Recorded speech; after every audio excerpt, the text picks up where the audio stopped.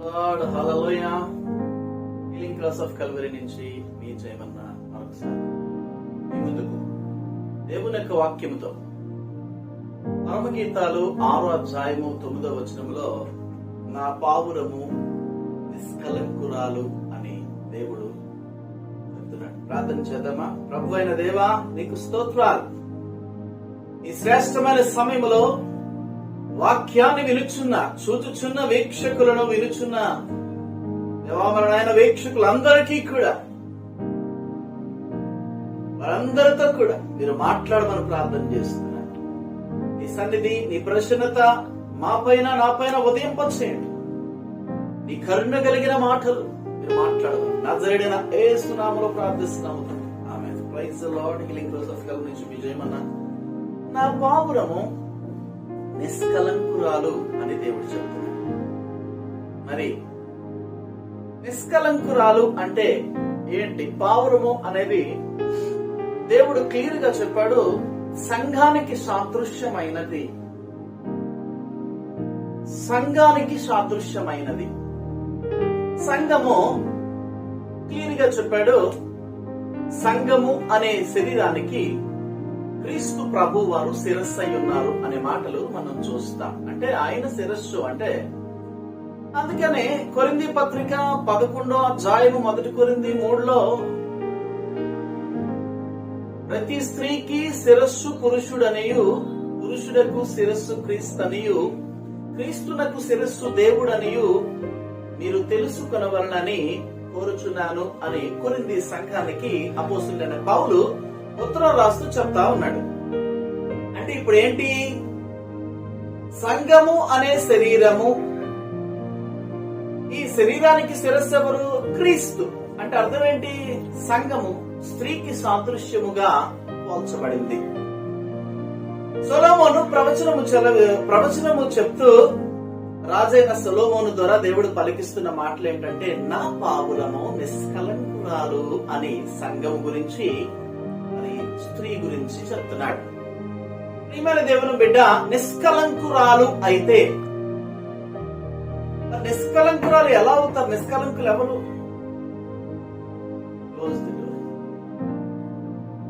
నిష్కలంకురాలు అంటే స్త్రీ గురించే చెప్పాడు. నిష్కలంకురాలు సంఘం గురించి, సంఘం గురించే చెప్పాడు నిష్కలంకురాలు అని. నిష్కలంకురాలు అంటే ఎలా? ఏ కలంకము లేకుండా పవిత్రమైన మనస్సుతోనూ, పవిత్రమైన ప్రవర్తనతోనూ, పవిత్రమైన భాషతోనూ, పవిత్రమైన హృదయంతోనూ, పవిత్రమైన మరి సద్భావంతోనూ ఉండేవాళ్ళు. సద్భావం అంటే సత్యముతో నిండినటువంటి భావాలు కలిగిన వారిని నిష్కలంకురాలు అంటారు. నిష్కలంకురాలు ఎప్పుడు కూడా చున్నీ లేకుండా వెకిలి వేషాలు వేసుకుని సెల్ఫీలు దిగి వాటిని స్టేటస్ లో పెట్టడం, వాట్సాప్ లో అందరికి షేర్ చేయడం చేయరు. నిష్కలంకురాలు అంటే తన శరీరం మీద తనకు ఒక పట్టు ఉంటది. తన ప్రవర్తన మీద తనకు ఒక పట్టు ఉంటది. తన యొక్క బాడీ లాంగ్వేజ్ మీద ఒక పట్టు ఉంటది. తన వస్త్రాల మీద ఒక పట్టు ఉంటది. లేకపోతే తన భాష మీద ఒక పట్టు ఉంటది. తన సంభాషణ మీద ఒక పట్టు ఉంటది. ప్రతిదీ కూడా తనకి తెలిసే జరుగుతుంది. నిష్కలంకురాలు ప్రతిదీ కూడా జాగ్రత్తగా, ప్రతి స్టెప్ లో, ప్రతి అడుగులో, ప్రతి మాటలో, ప్రతి క్రియలో, ప్రతి సంభాషణలో, ప్రతి నడవడికలో కూడా ఏం చేస్తుంది? ఒక క్లారిటీ కలిగినటువంటి ప్రవర్తన ఉంటుంది. కొన్నిసార్లు అంటారు, ఏంటమ్మా అలాగా చున్ని లేకుండా అలా ఫోటో దిగావు ఏంటన్నా, ఏంటి అలా తప్పు కదా అంటే, ఏదో మర్చిపోయాను, పనిలో పడిపోయాను, ఆ పనిలో ఉన్నాను, ఈ పనిలో ఉన్నాను, బిజీగా ఉన్నాను అనే that is all fake. That is bullshit అంటారు. That is all bullshit. You have a desire to take a photo అంటే ఏంటని చెప్తున్నాను? అది సింగిల్ గా ఒక భార్య చక్కగా ఏదో తన భర్తకి పంపించాలి ఫొటోస్ అంటే it's okay, simple thing. But ఎక్కడుండి ఇంటిలో ఉండి, బెడ్రూమ్ లో ఉండి, అది వేరు. భర్త భార్యల సంభాషణ అది. అందుకనే క్లియర్ గా చెప్పాడు కదా, సంఘానికి శిరస్సుకు ఉండే సంభాషణ అది ఏక శరీరత్వం తిరగలేదు, నో ప్రాబ్లం. అయితే ఈ సంభాషణ కూడా ఎక్కడ? స్త్రీ తన బెడ్రూమ్ లో కానీ, తన ఇంటిలో కానీ, ఎవరు లేనప్పుడు కానీ, అంతేకాని బజార్లో కానీ ఉద్యోగపు ప్రాంతంలో కానీ పనిచేసే ప్రాంతంలో ఉండి అలాంటి ఫోటోలు పంపించడానికి వీలు లేదు. అలా పంపించింది అంటే ఏంటి? ఆమె ప్రవర్తన మీద, ఆమె బాడీ లాంగ్వేజ్ మీద ఆమె దగ్గర సద్భావన లేదు, పట్టు లేదనమాట. నిష్కలంకరాల్లో ఎప్పుడు అలా చేయరు. సంఘము స్త్రీకు సాదృశ్యముగా సూచింపబడింది.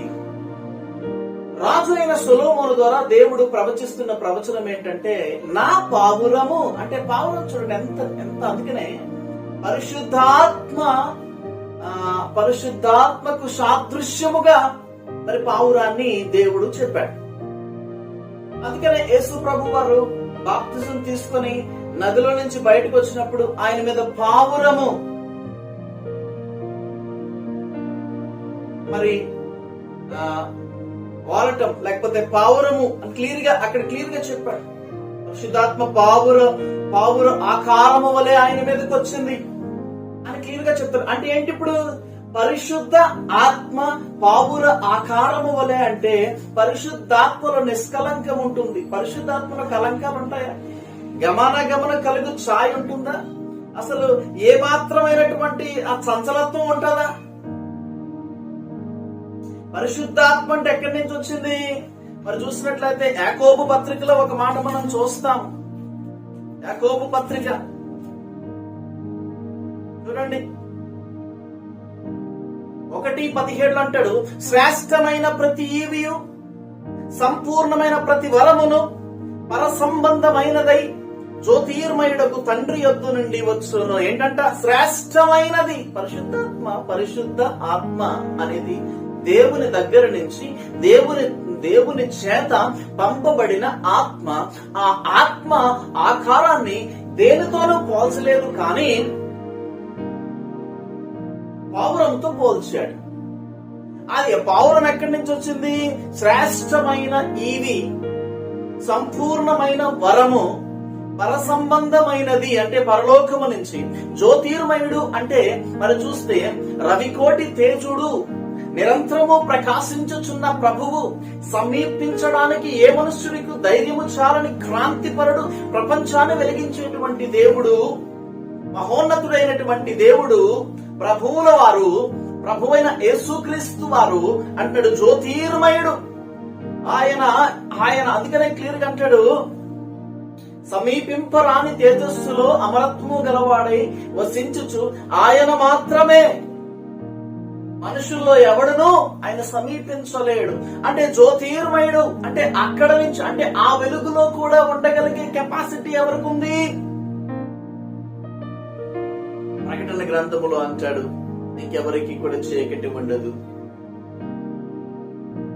గొర్రె పిల్లవారి మీద ప్రకాశిస్తుందనే మాటలు మనం చూస్తాం. అంటే ఇప్పుడు ఏమంటాడు? జ్యోతిర్మయుడకు తండ్రి యొద్ద నుండి వచ్చును. అంటే ఇప్పుడు ఏంటి? ఆ పావురం ఎక్కడి నుంచి వచ్చింది? యేసు ప్రభు వారి దగ్గరికి తండ్రి దగ్గర నుంచి వచ్చిన పావురం అంటే అర్థం ఏమిటి? నిష్కలంకురాలు. ఇప్పుడు సంఘానికి దేవుడు సొలొమోను అనేటువంటి ప్రవక్త ద్వారా, సొలొమోను రాజు ద్వారా అంటున్నాడు, నా పావురము నిష్కలంకురాలు. దేవునికి స్తోత్రం. అంటే ఏంటి? ఇప్పుడు కలంకము లేనిది, కలంకము కలిగిన కార్యాలు చేసిన వారు నిష్కలంకులు ఎలాగవుతారు? అందుకనే క్లియర్ గా చెప్పాడు అక్కడ, ఆయన యందు ఏ చంచలత్వమైనను గమనాగమనము వల్ల కలుగు ఏ ఛాయ అయినను లేదు. There is a clarity from God. If I got a vision from God, that is a clarity vision. Got a call from God, that is a clarity call. Got a blessing, that is a clarity. అంటే ఇప్పుడేంటి? నిష్కలంకురాలు ఎక్కడి నుంచి వచ్చింది? జ్యోతిర్మయుడకు తండ్రి నుంచి. దేవునికి స్తోత్రం. పర సంబంధం, ఇహలోక సంబంధమైనది కాదు. అంటే ఇప్పుడు ఏంటి? దగ్గర ఏంటి? ఇప్పుడు దైవత్వము కలిగిన మనస్సు. నిష్కలంకురాలు కుటుంబాల్ని కొంతమంది నేను చూశాను, దురాత్మ అనే పేరుంటది. తంటాలమారి అనే మెసేజ్ నేను చేశాను ఇంతకు ముందు. అందులో ఒక మహాతల్లి గురించి చెప్పాను. తంటాలమారి అంటే ఎవరో ఒక మహాతల్లి గురించి చెప్పాను. చాలా గొప్ప మహాతల్లి ఆవిడ. ఓ భాషలతో ప్రార్థన చేస్తా ఉంటారు, చప్పట్లు కొట్టేస్తా ఉంటది. భాషలతో ప్రార్థన చేయకూడదని అనటం లేదు, చప్పట్లు కొట్టకూడదని అనట్లేదు. పరిశుద్ధాత్మ అభిషేకానికి నేను ఎప్పుడు బద్ధుడినే శ్రేష్టంగా ఆరాధిస్తాను. నేను ఆరాధనలో ఉన్నప్పుడు దాదాపు 2 గంటలు ఆరాధిస్తాను, వర్షిప్ ఓన్లీ 2 hours నిలబడి.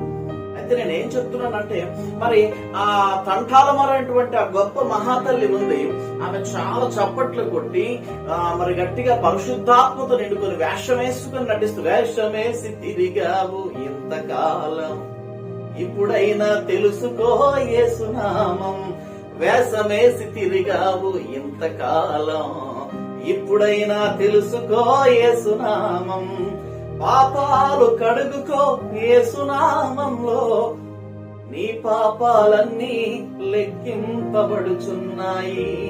వేషమేసి తిరిగింది తంటాలో. ఈ తంటాలు వారి మహాతల్లి ఏం చేస్తుందంటే, ఈ చప్పట్లు కొట్టి మరి పరిశుద్ధాత్మ చేత నింపబడి గట్టి గట్టిగా కేకలేసి ప్రార్థన చేసే ఈ తంటాలు మరి మహాతల్లి ఈమె ఏం చేస్తారో తెలుసా? మరి ఇప్పుడు దేవుని ఆత్మ కదా, ఒకవేళ దేవుని ఆత్మతో నింపబడింది కదా, పరిశుద్ధాత్మతో నింపబడింది కదా, పరిశుద్ధాత్మతో నింపబడితే దేవుని కార్యాలు చేయాలి, దేవునికి లోబడి ఉండాలి, సంఘం కొరకు నిలబడాలి, దేవుని పరిచయం కొరకు నిలబడాలి, సేవకులకు సహాయం చేయాలి. ఈ తంటాలు మరి ఎవరైనా సేవకులు వస్తే మరి కాఫీ కూడా ఇవ్వదు. ఈ తంటాలు మరి సంఘం మీద బ్రతుకుతుంది. ఈ తంటాలు మరి చూసినట్లయితే సంఘం యొక్క ఆదాయం అంతా కూడా బ్యాంకుల్లో జమ చేసుకుంటా ఉంది. అభిషేకం లేదు. అయితే ఈ తంటాలు మరి దేవుని ఆత్మ కదా, ఏం చేస్తారు తెలుసా? జయమన్న హీలింగ్ క్రాస్ ఆఫ్ కల్వరీ అనే జయమన్న ఛానల్ మీద టార్గెట్ పెట్టుకుని ఎక్కడ ఫోన్ దొరికితే అక్కడ అన్సబ్స్క్రైబ్ చేస్తుంది. అంటే ఏం చేస్తుంది? దేవుని పరిచర్యను ఆటంక పరుస్తుంది. ఇంకేం చేస్తుందో తెలుసా?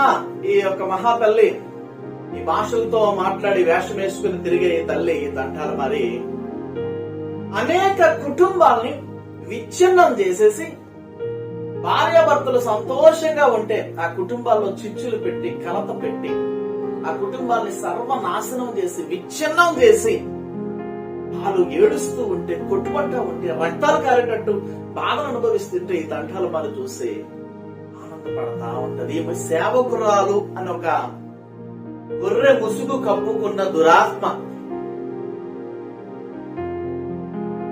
అర్థమైందా? ఎవరైనా సంతోషంగా చక్కని బట్టలు కట్టుకుని సంతోషంగా, అందుకనే ఈ తంటాలు మరి అనేక సంవత్సరాల నుంచి సేవ చేస్తుంది.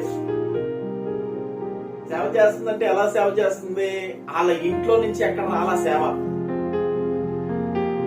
అభిషేకిస్తే ఒక మరి చూస్తే ఒక సంఘాన్ని స్థాపించి మరి ఒక సేవకుడు ఇస్తే, ఆ సేవకుడి ద్వారా సంఘం స్థాపిస్తే ఆ సేవకునికి మోసం చేసి, అక్రమం చేసి, అన్యాయం చేసి, రాజకీయం చేసి సేవ చేసుకుంటుంది.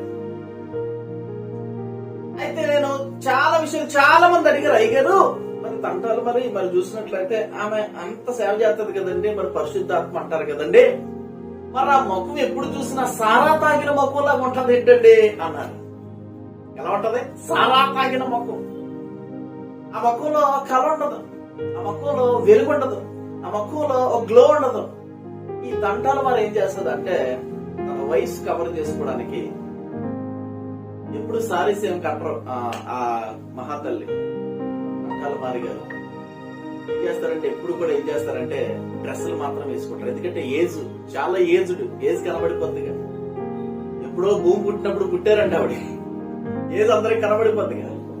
ఈవిడ అంటది, నేను సేవకురాల్ని, దేవుని కొరకు బతుకుతున్నాను అని చెప్పి సేవకుల్ని దూషించి, సేవకులకు ఆదించివ్వకుండా సేవ మీద బతుకుతూ, సేవ మీద సంపాదిస్తూ, సేవ మీద బంగారాలు కొనుక్కుంటూ, సేవ మీద ఆక్రమించుకుని సేవకుల శాపానికి గురైనటువంటి తంటాలు మారి అంటది, నేను దేవుని బిడ్డనే అంటది. క్లియర్ గా నువ్వు దేవుని బిడ్డవైతే మరి దేవుని సేవకు ఎందుకు ఆటంకపరుస్తావు? దేవుని సేవకుని యొక్క ఛానల్ ని అన్సబ్స్క్రైబర్స్ గా అనేకులు ఎందుకు మారుస్తావు? దేవుని సేవ కొరకు ఎందుకు నువ్వు శ్రమ పడవు? అంటే నిష్కలంకురాలు యొక్క యాటిట్యూడ్, సంభాషణ, ఆలోచన అలా ఉండదు. నిష్కలంకురాలే. క్లియర్గా చెప్పాడు సొలొమోను పరమగీతాల 6:9 నా పావురము నిష్కలంకురాలు. హల్లెలూయా. పరిశుద్ధ ఆత్మలో ఏ కలంకము ఉండదు. పరిశుద్ధ ఆత్మ అనగా పరసంబంధమైనది, అంటే దేవుని యొక్క రాజ్యము నుంచి, దేవుని యొక్క సింహాసనం నుంచి పంపబడినది, దేవుని యొద్ద నుంచి పంపబడింది, దేవుని యొక్క స్వరూపము కలిగిన, ప్రతిస్వరూపము కలిగినటువంటిది. అందుకనే ఈ యొక్క పరిశుద్ధాత్మ మరి చూసినట్లయితే పరిశుద్ధాత్మను పావురానికి సాదృశ్యముగా చూపించాడు. ఈ పావురము సంఘానికి సాదృశ్యముగా సూచించబడుతుంది. ఈ సంఘము స్త్రీకి సాదృశ్యంగా చూపింపబడుతుంది. అంటే ఒక విధంగా పరిశుద్ధాత్మ దేవుడు సొలొమోను ద్వారా పలికించిన ఈ మాటలు ఏవైతే ఉన్నాయో, దేవుని దృష్టిలో స్త్రీ కూడా నిష్కలంకురాలుగా ఉండాలి అన్నదే చాలా ప్రాముఖ్యమైన విషయం. నిష్కలంకురాలుగా ఉండాలి అని చెప్తున్నాడు. అందుకనే క్లియర్ గా చెప్పాడు. 1 పేతురు పత్రిక 3వ అధ్యాయములో మనం ఒక మాటను క్లియర్ గా చూస్తాం. 3వ అధ్యాయములో చూస్తే, అటువలే స్త్రీలారా మీ స్వపురుషులకు లోబడి ఉండుడి. దేవునికి స్తోత్రం. ఎవరికంట? స్వపురుషులకు. నిష్కలంకురాలు, పవిత్రమైనది, కలంకము లేనిది, సంఘానికి సాదృశ్యమైన, సంఘము అంటే సంఘం అనే శరీరానికి సాదృశ్యమైన స్త్రీ చేయవలసిన, నిష్కలంకురాలకు ఉండవలసిన క్యారెక్టర్ ఏంటంటే తన పురుషుడికి ఎప్పుడు లోబడే ఉంటది. ఎదురు చెప్పదు, గీరగా మాట్లాడదు, సమాధానం. అంటే నిజం చెప్పాలంటే పతివ్రత అంటే అర్థం ఏంటో తెలుసా? పతి అంటే మరి పురుషుడు, వ్రత అంటే వ్రతము, అంటే పురుషుడిని, భర్తని ప్రేమించి, భర్తని పూజించి, భర్తను సేవించేదాన్ని పతివ్రత అంటారు. ఈ పతివ్రత లక్షణాలు ఎవరికి ఉంటాయో తెలుసా? పతివ్రత క్యారెక్టర్ ఎవరికి ఉంటుందో తెలుసా? నిష్కలంకురాలు అని దేవుని దృష్టిలో ముద్రింపబడిన ఒక స్త్రీకి మాత్రమే. ఆమె మొట్టమొదటి లక్షణం ఏంటంటే బంగారం ఇస్తేనే భర్తను ప్రేమించదు, డబ్బిస్తేనే భర్తను ప్రేమించదు, చీరలు కొంటేనే భర్తను ప్రేమించదు, మటన్ చికెన్ బిర్యానీలు పెడితేనే భర్తను ప్రేమించదు. భర్త కష్టంలో ఉన్నా ఏంటంటే సతీ అనసూయ అనేటువంటి పతివ్రత గురించి మనం పురాణాల్లో చదివాము. అవునా కదా? సతీ అనసూయ కుష్టి రోగముతో ఉన్నటువంటి తన భర్తకు సేవ చేసింది. యవన ప్రాయములో ఆ భర్తను పెళ్లి చేసుకుని, ఏంటండి హిందూ పురాణాల గురించి చెప్తున్నానంటే ఐ టేక్ ఎన్ ఎగ్జాంపుల్. ఒక పతివ్రత గురించి చెప్తున్నాను, ఎగ్జాంపుల్ గా నేను చెప్తున్నాను. ప్రియమైన దేవుని బిడ్డ, ఎగ్జాంపుల్ తీసుకో, నువ్వు ఒక సాదృశ్యాన్ని తీసుకో. నేనేం చెప్తున్నానంటే ఈ రోజు ఒక కుష్టి రోగిగా ఉన్నటువంటి ఆ భర్తకు యవన ప్రాయంలో సౌందర్య సహితమైనటువంటి ఆ శరీరంలో పాపము లేకుండా, కలంకము లేకుండా, ముడత లేకుండా, మచ్చ లేకుండా, సరుకు లేకుండా, విసుక్కునకుండా భర్తకి, కుష్ఠరోగి అయిన ఆ భర్తకు సేవ చేసింది.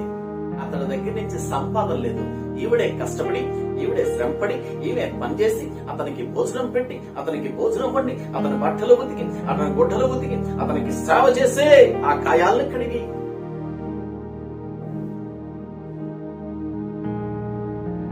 స్వపురుషులకి క్లియర్ గా చెప్తాడు. 1 పేతురు పత్రిక 3:1 చూస్తే, అటువలే స్త్రీలారా మీరు మీ స్వపురుషులకు లోబడి ఉండుడి.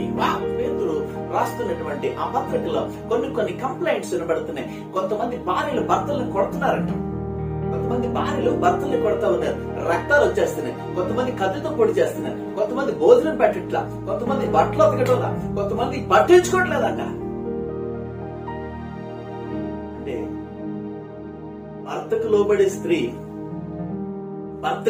స్త్రీ నేను చెప్తున్నాను, బంగారం కొట్టేనే భర్తకు లోబడేదే వ్యాపారం చేస్తుంది తప్ప కాపురం చేయటంలా. ఇల్లు కావాలి, నా భర్త ఇల్లు కొంటేనే వాడికి లోబడతాను, వాడికి వంట చేస్తాను, వాడితో మాడతాను అనుకునేది ఎవరైనా అది వ్యాపారం చేస్తుంది తప్ప భర్తను ఎక్కడ ప్రేమిస్తుంది? భర్త అంటే శిరస్సు, భార్య మొండం వరకు మాత్రమే అవకాశం ఇచ్చాడు. మొండంతో బయటికి వెళ్ళి నువ్వు పరిగెడతారు, అసలు బతుకుతావా? శిరస్సు ఉంటేనే మొండానికి మిగతా భాగాలకు అందం ఉంటది. బంగారం కొన్నప్పుడు ఏమండి మీరు చాలా మంచోళ్ళండి, కాస్ట్లీ సారీస్ కొన్నప్పుడు ఏమండి మీరు చాలా మంచోళ్ళండి, ఆదివారము, మంగళవారము, బుధవారము, శుక్రవారము మటను, చికెను, ఫిష్, రొయ్యలు తెచ్చినప్పుడు అబ్బో నా భర్త చాలా మంచోడు. ఫోన్ లో నెలకి 200 రీఛార్జ్ అవుతుంటే నీకు 200 ఎందుకు బంగారం, నీకు 200 ఎందుకు, రోజుకి 3 GB కొట్టినా అని చెప్పి 300 వేసేవాడు మంచోడు. ఏం చేస్తుంది? నిష్కలంకము కలిగిన వ్యక్తి చేసే పనులు కాదు ఇది. ఏం చేస్తుంది? 3G పట్టుకొని ఇంకా టిక్ టాక్లు చూసుకోవడమే, వీడియోల మీద వీడియోలు చూసుకోవడమే, యూట్యూబ్లు చూసుకోవడమే, దిక్కుమాల వీడియోలు చూసుకోవడమే, పనికిమాల వీడియోలు చూసుకోవడమే. సమయం ఉండదు, పిల్లల్ని పట్టించుకోదు, భర్తను పట్టించుకోదు, ఇంటిని పట్టించుకోదు, సొసైటీని పట్టించుకోదు, ఆ ఫోన్లో వస్తుంది. అంటే కలంకంతో నిండిపోయింది. భర్త మంచి ఫుడ్ పెడితే, భర్త మంచి ఇల్లు ఇస్తే, భర్త మంచి బంగారం ఇస్తే, భర్త మంచి వస్త్రాలు ఇస్తే, భర్త నీకు వాల్యూ ఇస్తే, నువ్వు ప్రేమిస్తే నువ్వు పతివ్రత కాదు. నువ్వు వ్యాపారం చేస్తున్న వాడితోనే. భర్తతో నువ్వు చేసేది వ్యాపారం. ఒట్టికెళ్ళి ఏనా మా జోనగడికి అరే వెళ్ళి పెరుగు ప్యాకెట్ తీసుకురారా అన్న. ఆడెళ్ళి పెరుగు ప్యాకెట్ అంటే ఇస్తాడా? పెరుగు ప్యాకెట్ 40 రూపాయలు ఇస్తే 1/2 లీటర్ ఇస్తాడు. మనం డబ్బులు ఇస్తున్నాం, వాడు పెరుగు ఇస్తున్నాడు. వ్యాపారం. ఇక్కడ ప్రేమ ఎక్కడ ఉంది? బంగారం కొన్నాడు గట్టి ప్రేమించావు, బట్టలు కొన్నాడు గట్టి ప్రేమించావు, ఇల్లు కొన్నాడు గట్టి ప్రేమించావు, నెక్లెస్లు కొన్నాడు గట్టి ప్రేమించావు, చీరలు కొన్నాడు గట్టి ప్రేమించావు, మటన్ చికెన్ బిర్యానీలు పెడుతున్నాడు కాబట్టి అక్కడికడికి తీసుకెళ్తున్నాడు ప్రేమించావు. నీ ప్రేమలో వ్యాపారం తప్ప ప్రేమ ఎక్కడ ఉంది? నీ బతుకే నిష్కలం. నీ బతుకు మొత్తం కలంకమే కదా, నీ బతుకు మొత్తం వ్యాపారమే కదా, నీ బతుకు మొత్తం దుర్వ్యాపారమే కదా. నీకు లోబడే స్వభావం ఏముంది? మళ్ళీ నటించడం. వీళ్ళు పక్కింటి వాళ్ళకి చెప్తారు, ఎదురింటి వాళ్ళకి చెప్తారు, ఆ వీధులకు చెప్తారు నా భర్త చాలా గ్రేట్. ఎందుకు? సినిమాకి తీసుకెళ్లాడు, ఐనాక్స్ థియేటర్ లో సినిమాకి తీసుకెళ్లాడు, ఆ తర్వాత పాప్కార్న్లు కొన్నాడు, ఆ తర్వాత బిర్యానీ సెంటర్ తీసుకెళ్లాడు కాబట్టి గ్రేట్. అదే వాడు రోగిస్తాడు అనుకో, ఆడికి ఒక టీబీ జబ్బు వచ్చి, ఒక కుష్ఠరోగం వచ్చి, హార్ట్ పేషెంట్ అయ్యి ఉన్నప్పుడు ప్రేమిస్తుందా? ముద్దు పెడతాదా? కౌగిలించుకుంటుందా? ప్రేమగా మాట్లాడుతుందా? ఎప్పుడు సస్తాడని ఎదురు చూస్తుంది. అంటే ఈ క్యారెక్టర్స్ అన్ని కూడా కలంకొంద నిండిపోయిన క్యారెక్టర్స్. ఈ క్యారెక్టర్స్ అన్ని ఏంటి? కలంకొంద నిండిపోయి. నీ దగ్గర ప్రేమ లేదు, వ్యాపారం చేస్తున్నాం. నీకు అవసరమైన భర్తని తీసుకుని నీకు ఆడికి అవసరమైన వాడికి ఇస్తున్నావు. అర్థమైందా? నీకు అవసరమైన భర్త నుంచి నువ్వు తీసుకుంటున్నావు, ఆడికి అవసరమైన నువ్వు ఇస్తున్నావు. మీ ఇద్దరి మధ్య ప్రేమ లేదమ్మా, వ్యాపారం ఉంది. అంటే నా పావురము నిష్కలంకురాలు అని పరిశుద్ధాత్మ దేవుడు రాజైన సొలొమోను ద్వారా చెప్పిన ప్రవచనములో నీకు స్థానము లేదు, నీకు ప్లేసు లేదు. పరలోక రాజ్యం అనేటువంటి పరిపూర్ణమైన శాశ్వతమైన ఆ రాజ్యములోనికి నువ్వు ఆ యేసు ప్రభు సెలెక్ట్ చేసే టీంలో నీకు ప్లేసు లేదు. యేసు ప్రభు సెలెక్ట్ చేసేటువంటి ఆ జట్టులో నువ్వు ఎంపిక కాలేదు. యు ఆర్ నాట్ ఏ నిష్కలంకురాలు అంటాడు. ఇంకేమంటాడు క్లియర్ గా? ఏంటంటే నిష్కలంకురాలు ఉండవలసిన character. What is the main qualifications ఏంటి? What is the main qualifications ఏంటి? నిష్కలంకురాలు ఉండవలసిన ప్రాముఖ్యమైన లక్షణాలు, గుణ లక్షణాలు ఏంటి అంటే ఇక్కడ అంటున్నాడు, అందువలన వారిలో ఎవరైనా వాక్యమును కవిధేయులైతే వారు భయముతో కూడిన మీ పవిత్ర ప్రవర్తన చూసి. ఏంటంట? భర్తలు ఒకవేళ తాగుపోతాడో, తిట్టుపోతాడో, కయ్యాలు ఆడుకునేవాడో, దుర్వ్యాపారం చేసుకునేవాడో, ప్యాకాటగాడో, జోదం ఆడుకునేవాడో, లేకపోతే వ్యభిచారం చేసుకునేవాడు అయితే ఈ భార్య అలాంటి వాడికి కూడా లోబడేదే ఈ నిష్కలంకురాలు. అలా లోబడిన ఈ భార్య యొక్క పవిత్రమైన ప్రవర్తన వాడు చూస్తారంట. ఏంటంటే చూడండి, ఎవరైనా వాక్యం వారు భయముతో కూడిన మీ పవిత్ర ప్రవర్తన చూసి. దేవునికి స్తోత్రం. ఏంటి నీ ప్రవర్తన, నీ యొక్క పవిత్రత, నీ యొక్క నిష్కలంకత, నీ సంభాషణ, నీ నడవడిక, నీ డ్రెస్సింగ్ స్టైల్, నీ నడక, నీ ఆలోచన, నీ విధానాలు అన్ని కూడా చూసి నేనెంత దౌర్భాగ్యంగా ప్రవర్తిస్తున్నానా? ఆగుతున్నాను, నా భార్య ఏమనటంలా. జోదం ఆడుతున్నా, నా భార్య ఏమనట్లా. తిడుతున్నా, నా భార్య ఏమనట్లా. కొడుతున్నా, నా భార్య ఏమనట్లా. ఇంట్లో వాంతులు చేసుకుంటున్నా అనట్లా. ఇంట్లో టాయిలెట్ అనట్లా. ఎవరు ఇవ్వడి? అసలు ఏంటి? ఎవరితోనైనా మాట్లాడుతుందా? మాట్లాడతలే. ఎవరితోనైనా బ్యాడ్ గా ఉందా? లేదు. ఎవరితోనైనా ఫోన్ కాల్లా, చాటింగ్ లా ఇవ్వ అటు ఇటు తిరుగుతుందా? లేదు. అసలు ఏంటి అని అడిగి భయం స్టార్ట్ అయిపోతుంది. ఏమవుతుందంటే చూడండి, వారు భయముతో కూడిన మీ ప్రవర్తనను చూసి వాక్యము లేకుండానే తమ భార్యల నడవలి వలన రాబట్టబడవచ్చును. దేవునికి స్తోత్రం. హల్లెలూయ. ఏంటంట మారిపోతారంట. ఇంకా పవిత్రమైన ప్రవర్తన చూశాడు, వెంటనే యేసుప్రభులోకి వచ్చేస్తాడు. నిష్కలంకురాలు అంటే ఎవరు పడితే ఈ తంటాల మారికి సంబంధించినటువంటి స్త్రీలందరూ నిష్కలంకులు కాదు. వాక్యానికి అవిధేయులు, వాక్యాన్ని వినరు, స్వపురుషుల్ని ఇబ్బంది పెట్టేవారు, స్వపురుషుల్ని నాశనం చేయాలని ప్రణాళిక కలిగేవారు. కొంతమంది భార్యలైతే అంతలు గాయం చేసి, రక్తాన్ని కాపించి, అంతలు కన్ని గుండెని శోకం చేసి, అలాంటి ప్రవర్తన కలిగిన వారు నిష్కలంకులుగా ఎలా? వాక్యం చెప్తుంది ప్రియులారా, నేను ఎవరికి కావాల్సిందో తీసుకోండి, ఏ చెల్లికి కావాల్సిందో తీసుకోండి, ఏ అక్కకి కావాల్సిందో తీసుకోండి. వాక్యం చెప్తుంది, దేవుని వాక్యం క్లియర్ గా చెప్తుంది. ఈ రోజున అర్థమైందా? నా పావురము నిష్కలంకురాలు అని చెప్పాడు దేవుడు. అంటే ఏంటంటే సంఘానికి చెప్తున్నాడు. సంఘము స్త్రీకి పోల్చబడింది, స్త్రీ గురించి చెప్తున్నాడు. The character, the values of lady, values of women ఇక్కడ క్లియర్ గా చెప్పాడు. అవునా కదా? అంటే ఇప్పుడు ఏంటి, బాధ పెట్టట్లేదు, చాలా మంది చంపేస్తున్నారు అసలు చెప్పాలంటే. ఇంకో మాట అంటాడు క్లియర్ గా, మొదటి పేతురు 1:21 1:24 క్లియర్ గా చెప్తాడు చూడండి.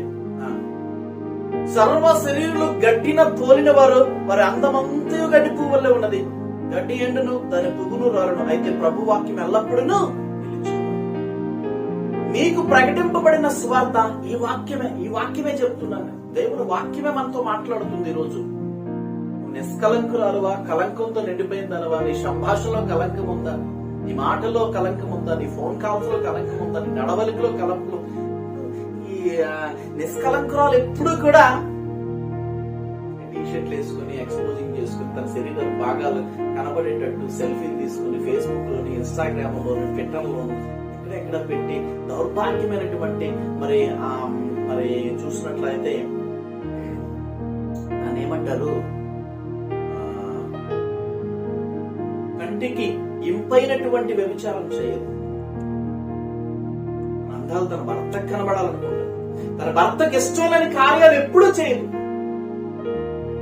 కలంకురాలు చేస్తది, నిష్కలంకురాలు తన భర్తకి ఇష్టము లేని, ఇప్పుడు తాగుబోతుల్నే ప్రేమించాలని చెప్పేసి అంటున్నాడు. పతివ్రతలు చేసిన కార్యాలు, పతి అంటే భర్త, వ్రతము అంటే పూజ, వాళ్ళు భర్తే పతియే ప్రత్యక్ష దైవం అని చెప్పి పురాణాల్లో కానీ మరి చూసి పురాతనమైనటువంటి దినాల్లో కానీ శ్రేష్టమైనటువంటి స్త్రీలు ఉన్నారు.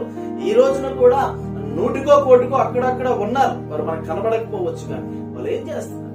తాగుబోతైనా సరే కాళ్ళకు దండం పెడుతున్నారు, తిట్టిపోతైనా, జోదగాడైనా, భయంకరుడైనా. అంటే ఇప్పుడు మరి అన్ని క్యారెక్టర్స్ మంచిగా ఉన్నటువంటి భర్తను వెంట ప్రేమించాలా? అలవాట్లు లేవు, పాపాలు లేవు, వ్యభిచారాలు లేవు, దిక్కుమాల పనులు లేవు, అలాంటి భర్తను ఏం చేయాలి? అలాంటి భర్తల మాటలు కూడా విన్నటువంటి వారైతే వాళ్ళ దగ్గర కలంకం తప్ప నిష్కలంకురాలు ఎలా అవుతుంది? ఇప్పుడు అలాంటి వారు నిష్కలంకురాలు ఎలా అవుతారు? నిష్కలంకురాలు ఎలా అవుతాం? కలంకంతో భర్త ప్రేమగా చెప్పిన కోరికలు, భర్త దేవునికి దగ్గరగా ఉండమని చెప్పిన కోరికలు, భర్త ఎందుకు అక్కడ ఇక్కడ ఎంగిలాకులు తీసుకుంటాం, వాళ్ళవి వీళ్ళ దగ్గర వాళ్ళవి ఇవి స్క్రీన్ షాట్లు తీసుకోవడం ఏంటి, వాళ్ళవి ఇవి తీసుకోవడం ఏంటి, అక్కడి నుంచి ఎక్కడి నుంచి ఇవి చేసుకోవడం ఏంటి, అవన్నీ ఎందుకు చేస్తున్నాం అని చెప్పినప్పుడు ఎంగిలి అలవాటు అయిపోతే, ఎంగిలాకులు నాకడం అలవాటు అయిపోతే ఆ ఎంగిలే ఇంపుగా ఉంటది తప్ప, ఆ ఎంగిల్ని వెంబడించడమే ఇంపుగా ఉంటది తప్ప, భర్త విషయాలు, భర్త మాటలు, భర్త కోరికలు, భర్త పవిత్రమైన అధ్యయనాలు కానీ, లేకపోతే భర్త దేవునికి చూపించే ప్రయారిటీ కానీ ఆ భార్యలు ఎందుకు కనబడుతుంది? ఆల్రెడీ ఎంగిల్ అలవాటు అయిపోయిందేమో. భర్తకు లోబడినటువంటి స్త్రీ, భర్త మాటని గౌరవించినటువంటి స్త్రీ, భర్త మార్గంలో నడవనటువంటి స్త్రీ సంఘంలో ఎలా చేర్చబడుతుంది? నిష్కలంకురాలు ఎలా అవుతుంది? నా పావురము నిష్కలంకురాలు అని సొలొమోను ద్వారా, రాజు అయిన సొలొమోను గారి ద్వారా పరిశుద్ధాత్మ దేవుడు రాయించిన మాటలు ఇవి. ప్రియమైన దేవుని బిడ్డ, ఈ రోజున నీ ప్రవర్తన ఎలా ఉంది, నీ సంభాషణ ఎలా ఉంది, నీ పరిస్థితి ఎలా ఉంది, ఎన్ని కుటుంబాలను కోల్చి నువ్వు ఆనందిస్తున్నావు తంటాలు మరి, ఎంతమంది కన్నీటికి, ఎంతమంది గుండె కొత్తకు కారణమవుతున్నావో. ఓ నిష్కలంకురాలు కాకుండా కలంకురాల, కొంత జాగ్రత్త. ఈ రోజు నీది అవ్వచ్చు, రేపు మొత్తం మారిపోతుంది.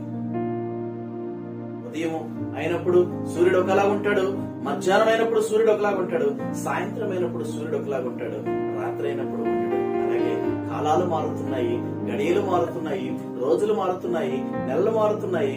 నీ యొక్క ఆ సింహాసనం ఏదైతే ఉందో, నీకు వచ్చిన ముష్టి, నెలకి 20,000 30,000 ఏవైతే ఉన్నాయో అవి కూడా మారిపోతాయి. ముష్టి ఎత్తుకునే రోజులు వస్తాయేమో. దేవుని సేవకునికి ఆటంకంగా వెళ్తూ కలంకురాల, దేవుని యొక్క పరచులకు ఆటంకంగా వెళ్తున్న కలంకురాల జాగ్రత్త.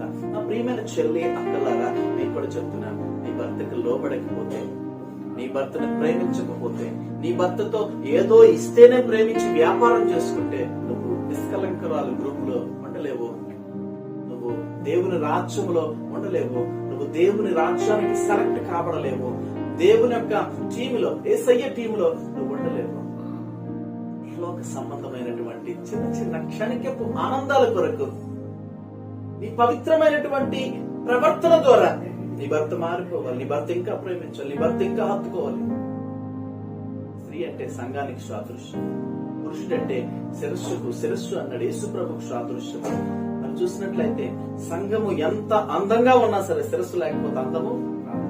స్త్రీ అంత సౌందర్యంగా ఉంది, చక్కనైనటువంటి కాలు, చక్కనైనటువంటి మరి తొడలు, చక్కనైనటువంటి ప్రతి శరీర భాగాలు ఎంత చక్కగా ఉన్నాయి, ఎంత మంచి డ్రెస్ వేసుకున్నా శిరస్సు కనుక లేకపోతే చూడగలరా, రాగలరా, మాట్లాడగలరా? నీకున్న ఆ శిరస్సు ద్వారా సకల చూస్తే శరీర మరి భాగములకు అందం వచ్చినట్లు మరి ఆ పురుషుడు నీకు లేకపోతే నీ జీవితానికి కానీ నీ గమ్యానికి కానీ అందము రాదు. ఆ పురుషుడు క్రీస్తు అంటున్నాడు, సంఘములో చేర్చబడాలంటే నిష్కలంకురాలుగా దేవుని వాక్యం ఏం చెప్తుందో చూడు.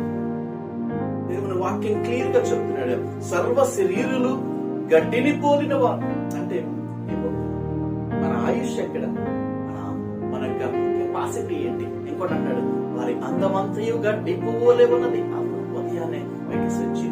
నేను ఒక పాటను రాసాను, ఆల్బమ్ చేయాలనుకుంటున్నాను, కానీ నా దగ్గర డబ్బులు లేవు. దేవుని కొరకు ప్రార్థన చేసిన 1,20,000 అవుతుందంట. అందులో ఒక పాట నేను రాశాను, గడ్డి పువ్వు ఉదయమే వికసించును, సాయంత్రానికి చెదరిపోవును, సాయంత్రానికి చెదరిపోవును, నీవు కూడా ఇంతేరా ఓ మానవా, నీవు కూడా ఇంతేరా ఓ మానవా, క్షణమైన కాలమురా ఇది క్షణ మాత్రమే ఉండునా, ఇంతలో కనబడి అంతలో మాయమవునుగా. అవునా కదండి? గడ్డి పువ్వు ఉదయాన్నే మనం కూడా సర్వ శరీరంలో కూడా గడ్డిని పోలి ఉన్నారు, మరి అందమంతయు గడ్డి పువ్వు వలె ఉన్నదని మరి చూసినట్లయితే దేవుని వాక్యము సెలవిచ్చుచున్నది.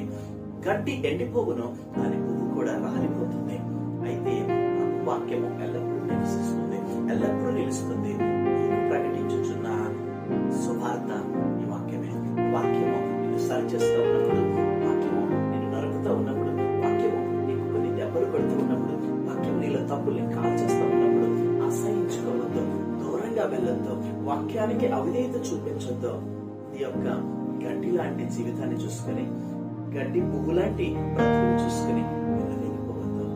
ఈ గడ్డి పువ్వు, నీ యొక్క గడ్డి లాంటి బ్రతుకు దేవుని కళ్ళ దృష్టిలో ఉన్నది, చేతిలో ఉంది.